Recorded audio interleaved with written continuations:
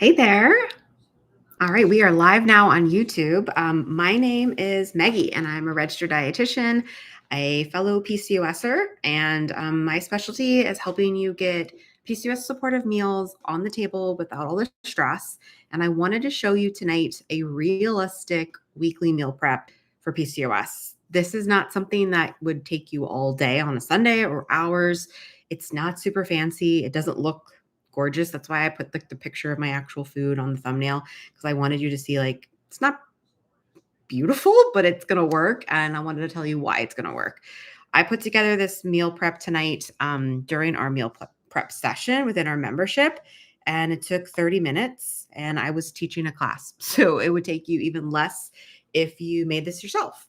I wanted to go over the simple things that you could do to set yourself up for success this week, give you some easy ideas. So the first thing I made is I went ahead and prepped up some turkey bacon. The reason why I chose the turkey bacon, I'm making these BLT sandwiches. That's on our meal plan this week. Is a BLT with avocado for our lunches. And I use turkey bacon because regular bacon doesn't have a lot of protein in it. It's considered more of like a fat. And the turkey bacon there's 6 grams of protein per slice. So I'm going to have probably 3 slices of turkey bacon on my sandwich. I'm going to use a sprouted whole grain bread, which has about 5 grams of protein per slice. And so right there, I've got 28 grams of protein in my sandwich without having to use anything else. If you really wanted to go super high protein, you could add some like sliced deli turkey or something like that as well. So simple, easy. I just cooked up some turkey bacon. So my sandwich is ready to go for the week. The other aspect of the lunch is I'm adding a lot of fiber. One important thing is to try to get as much fiber in as you can each day. I generally try to recommend 30 grams of fiber a day. And with fresh fruits and veggies, it could be really hard to add them to your meal, especially if you're in between calls or super busy or if you have to pack lunch.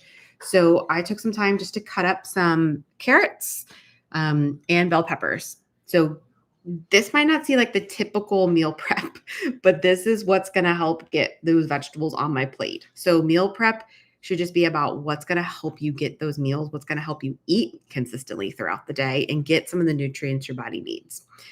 This is a great source of vitamin C, which can help with periods, reducing like period pain, cramping. It's very high. Vitamin C is a great antioxidant. So bell peppers are a great source of vitamin C. And then we have carrots, which are a great source of beta carotene as well. And carrots are really inexpensive right now. So they're a great produce item to keep on hand. And they last forever. So I'm going to be eating these with my BLT. I'm going to have my veggies on the side. And then I'm going to be having like a Greek yogurt dip with that. The veggies are going to help fill me up. The Greek yogurt dip is going to make everything taste good. So that's what I'm having for lunch this week. Then the other thing I made, prepped up, was my chia pudding. It's a triple spice chia pudding, and I added in some oats and chopped up apple.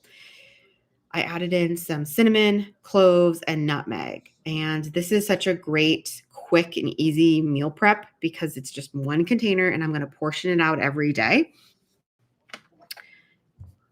The recipe as written has 13 grams of fiber per serving. That's amazing. That's almost half your daily needs of fiber.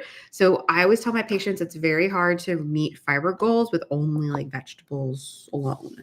So you need to add in some whole grains, some high fiber nuts and seeds, apple, like fruits, things like that to really help you reach those fiber goals, beans, legumes, those kind of things.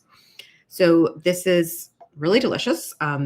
Also has the benefit of having a lot of soluble fiber because you're having the chia seeds, the oats. I added in some oats because I had some on hand, and then the apple. Those are all really great sources of soluble fiber. What soluble fiber does is it absorbs water and forms like a jelly mass in your digestive system. And what it does is it helps slow digestion down.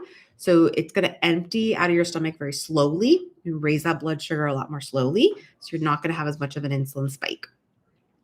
It's also going to keep you full and satisfied. It also helps lower cholesterol levels. So it's a great thing to add in. The other thing that we meal prepped this week is just some snack bowls. So we did some cottage cheese, berry, and hemp seeds. Any of these items would be great. You don't have to make all of them when you start meal prepping. You don't have to make your breakfast, all your dinners, all your lunches. Sometimes it's about starting with one meal or snack that's going to help you. So these are some cottage cheese bowls. Really simple. We utilize some frozen berries. Blackberries and raspberries are one of the highest fiber berry, but they're also really expensive and also not really in season right now for most people.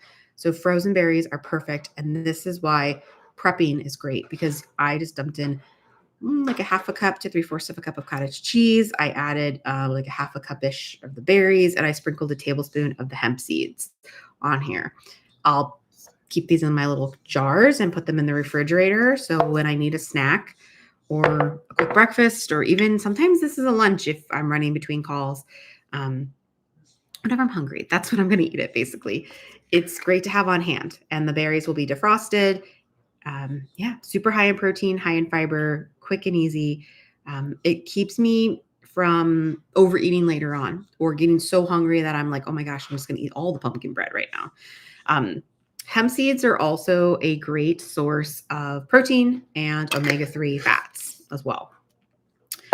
So that's all I prepped this week. So I did my little snack, my breakfast, and I prepped components of my lunch so I can easily make a sandwich. But the goal is that you make meal prep simple and easy and doesn't have to be elaborate or Pinterest perfect. And it doesn't need to be like super beautiful, but we want to be able to get those nourishing meals without having to stress. So I hope you enjoyed this little live. And if you're looking for more help and support around meal planning or prepping for PCOS, or truly understanding what to eat for PCOS, you can check out my blog. I've got tons of recipes at bebalancednutritionrd.com. And I also have the membership, which provides weekly meal plans with grocery lists and a weekly meal prep session to help you with accountability and support, as well as access to numerous cooking courses for PCOS, fertility, nutrition, blood sugar management courses, to really help simplify it all. So I hope you subscribe to the channel, and I will see you guys soon. Bye.